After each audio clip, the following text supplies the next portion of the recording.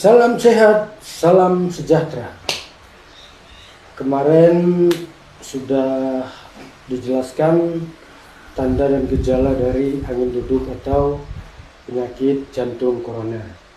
Nah, saat ini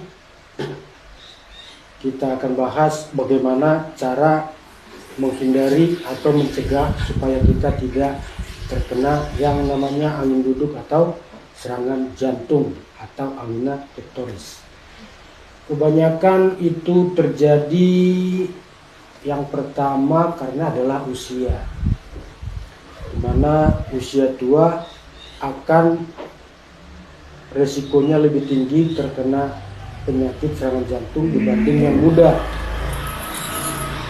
Seiring berjalannya aktivitas dari 0 tahun sampai usia remaja, mungkin pembuluh darah kita itu masih bersih.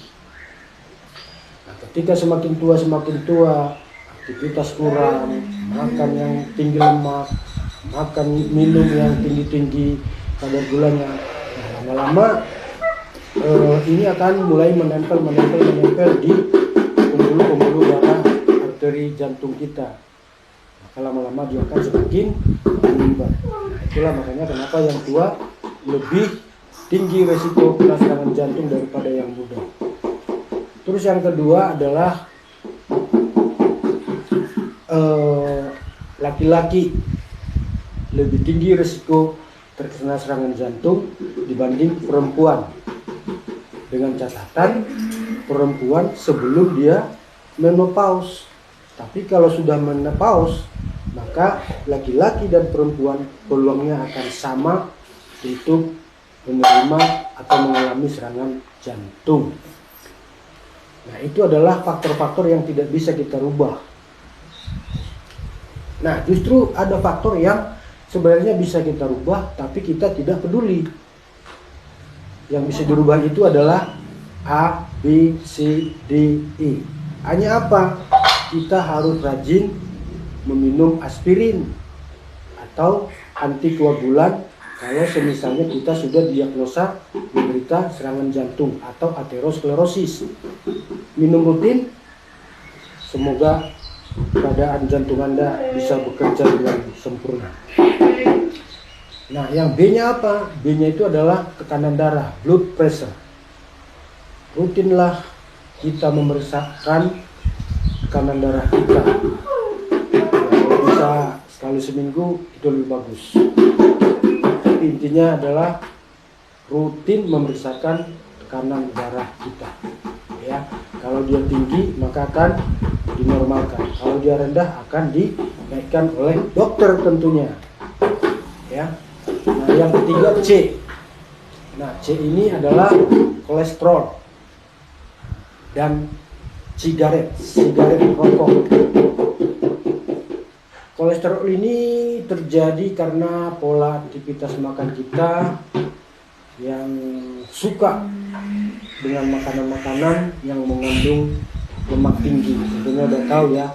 Nah, itu bisa aja sih kita konsumsi, tapi kita harus tahu kadarnya.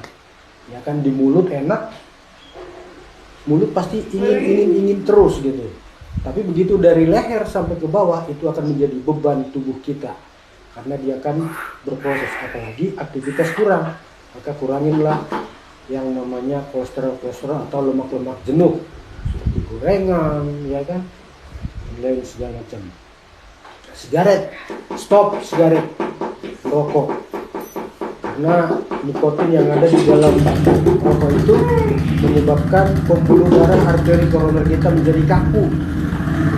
Ketika jantung memompa, dia akan tetap kaku, maka akan kemungkinan terjadi serangan jantung.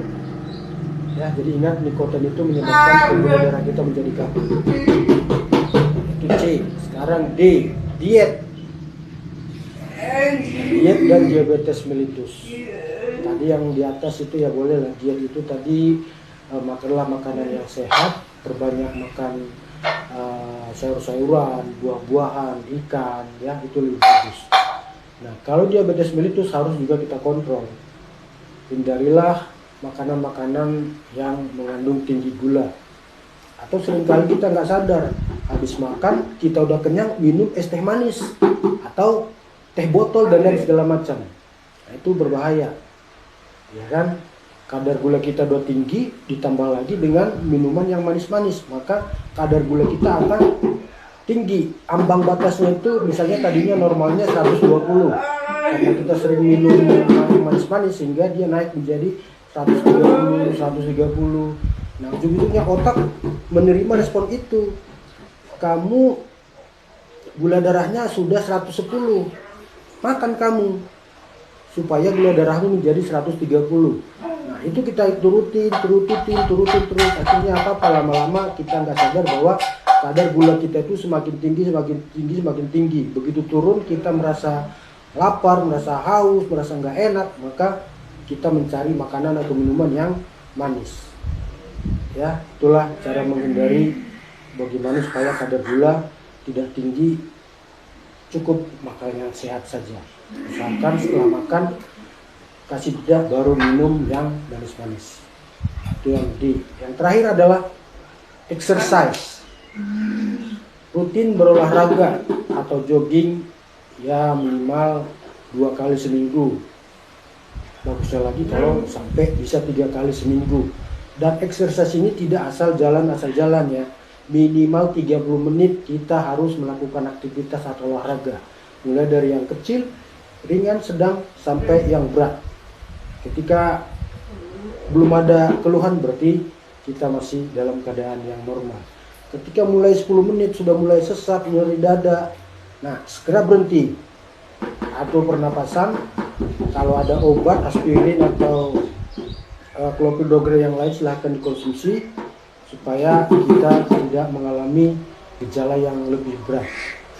Ya, jadi aktivitas olahraga kita itu sebaiknya kita lakukan minimal 30 menit, mulai dari yang ringan, sedang, sampai berat.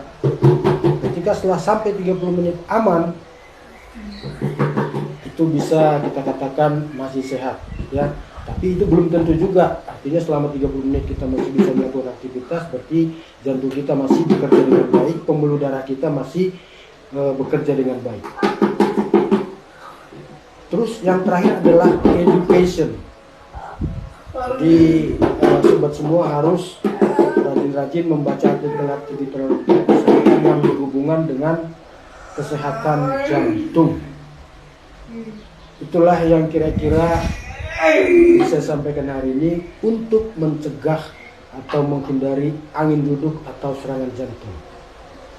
Yuk terus semangat, ikuti terus supaya informasi penting tentang kesehatan kegawat daruratan sehari bisa sampai ke Anda. Terima kasih, salam sehat, salam sehat.